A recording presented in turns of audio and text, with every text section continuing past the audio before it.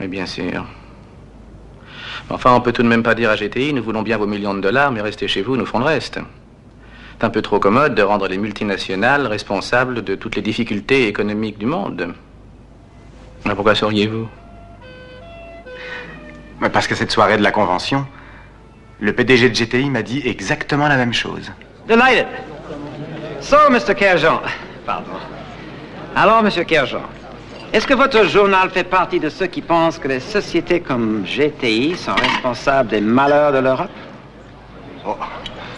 Non, ce sont les économistes qui disent ça. Mais ils le disent dans des livres tellement compliqués qui ne sont lus que par d'autres économistes. Ça ne va pas plus loin. Et vous, Monsieur Kerjean, vous lisez ces livres? J'en ai lu quelques-uns. Mais je vous avoue que j'ai pas tout compris. C'est toujours plein de courbes, de tableaux de croissance, d'investissement, de pénétration de marché. Il y a quand même 3 ou 4 chiffres que j'ai retenus et qui m'ont fasciné. Il y a, paraît-il, aujourd'hui dans le monde, si on exclut les pays socialistes, 30 sociétés, dont la vôtre, qui totalisent à elles seules un chiffre d'affaires annuel de 1000 milliards de dollars. Et alors? Alors, une puissance aussi colossale concentrée dans si peu de mains, ça fait peur. 1000 milliards de dollars. C'est 1,5 fois le produit national brut d'un pays comme la France. C'est 1/3 de la richesse annuelle des États-Unis. 1000 milliards de dollars, c'est 10% de la richesse annuelle du monde. Pour un club de 30 personnes. Mais de quoi vous plaignez-vous? Il reste encore 90% pour les autres.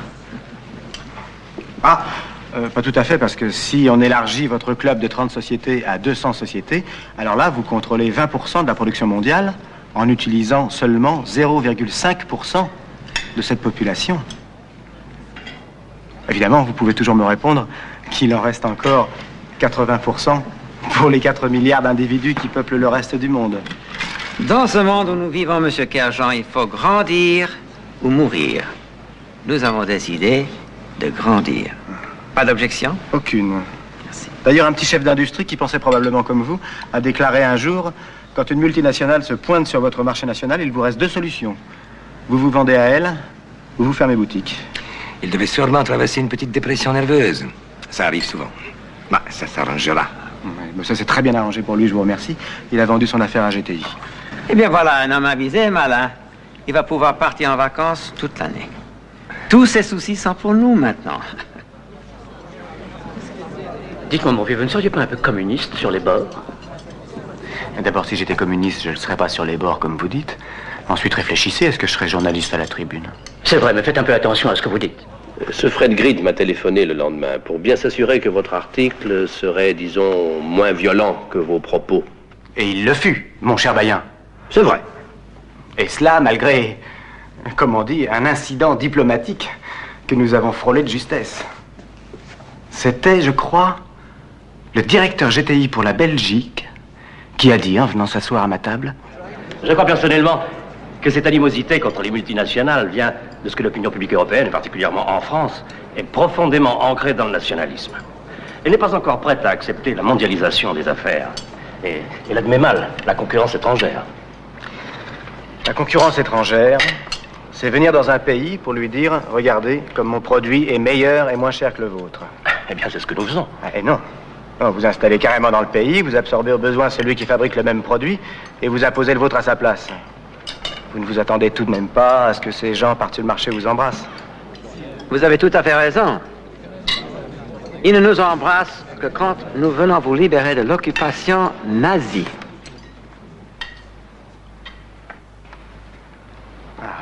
Ça, monsieur, c'est ce qu'on appelle en français un coup bas.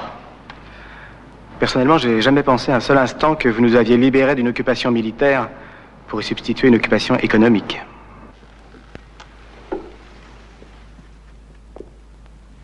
Messieurs, je crois que M. Kerjean sera d'accord avec moi pour admettre que nous venons de faire 2 plaisanteries de très mauvais goût. Nous vous promettons de ne plus recommencer.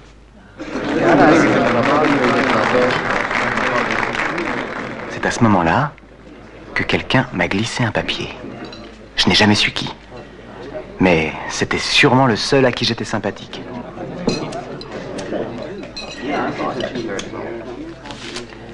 Sur une serviette en papier, il avait griffonné 3 chiffres ahurissants.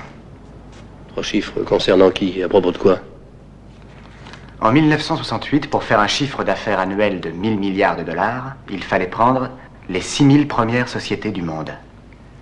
En 1978, elles n'étaient plus que 50. Aujourd'hui, elles sont 30. Demain, elles seront 5, peut-être.